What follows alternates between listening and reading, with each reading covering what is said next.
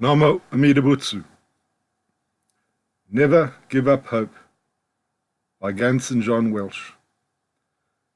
The black tide of evil karmic pollution overwhelms all and hangs over us like a dark, dense pall of acrid smoke that chokes and deprives us of life-giving breath, a harbinger of inevitable death.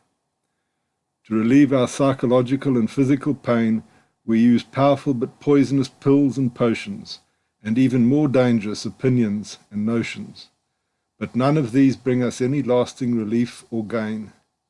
Such is our serious and precarious situation in samsara, where the light of Amida and his supreme Dharma is ignored by beings who are unable to perceive, understand, or even conceive of the unsurpassed benefits of Amida's primal vow, even when a good or great teacher clearly explains how Amida created the primal vow to help all sentient beings be free forever from suffering, and without fail safely and surely bring all who have faith or shinjin to Sukhavati.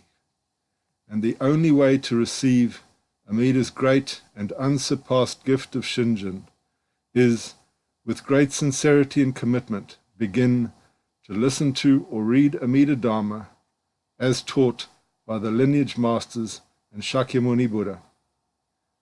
Namo Amida Butsu, Namo Amida Butsu, Namo Amida Butsu. Thank you, Amida Buddha. Homage to Amida Buddha. I take refuge in Amida Buddha. The above verses were inspired by the following passages from pages 150 to 153 of Reverend Josho Adrian Cirlea's outstanding book, The Meaning of Faith and Nembutsu in Jodo Shinshu Buddhism.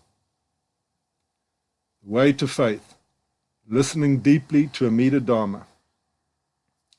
What can we do in order to receive faith or shinjin? We should listen deeply to the teaching about Amida's non-discriminatory salvation until we understand it and accept it with our mind and heart. Master Rennyo said, quote, regardless of our doubts, if we listen intently with our entire being, we will be given shinjin because of great compassion. The Buddhist teaching begins and ends in hearing. End quote. So, in our tradition, listening to the teaching is the most important practice. You have to listen again and again, and one day you will become open enough so as to entrust completely to Amida Buddha. The words, we will be given shinjin because of great compassion, shows that shinjin comes from Amida, as I explained in the previous chapter. But the first part, if we listen intently with our entire being, shows what we have to do. If we wish to receive the gift of faith from Amida, there is a good poem on this. Quote, uncover your cup to receive the Dharma rain, then faith in the Nembutsu will naturally arise. End quote.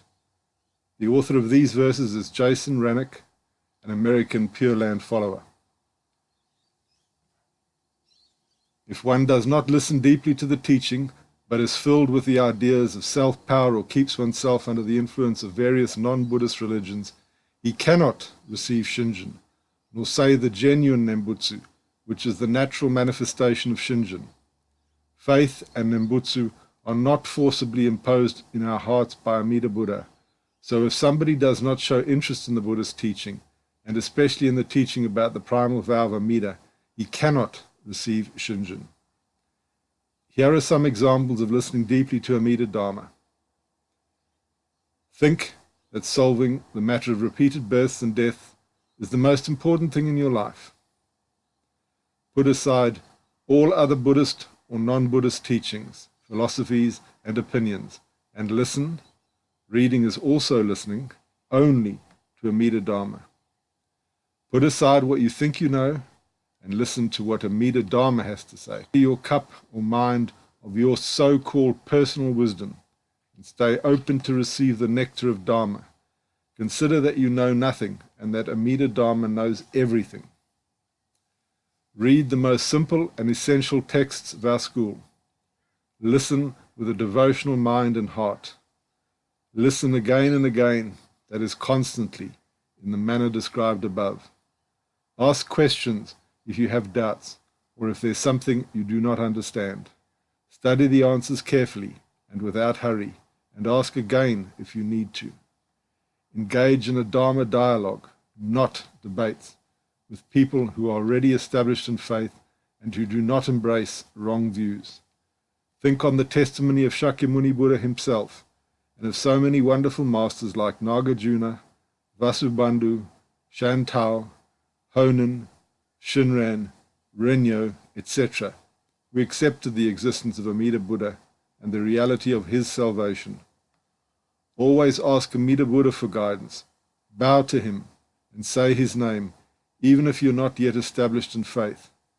No matter how many doubts you have, or how awkward it might be at the beginning, find some time to sit with Amida Buddha and ask him for guidance.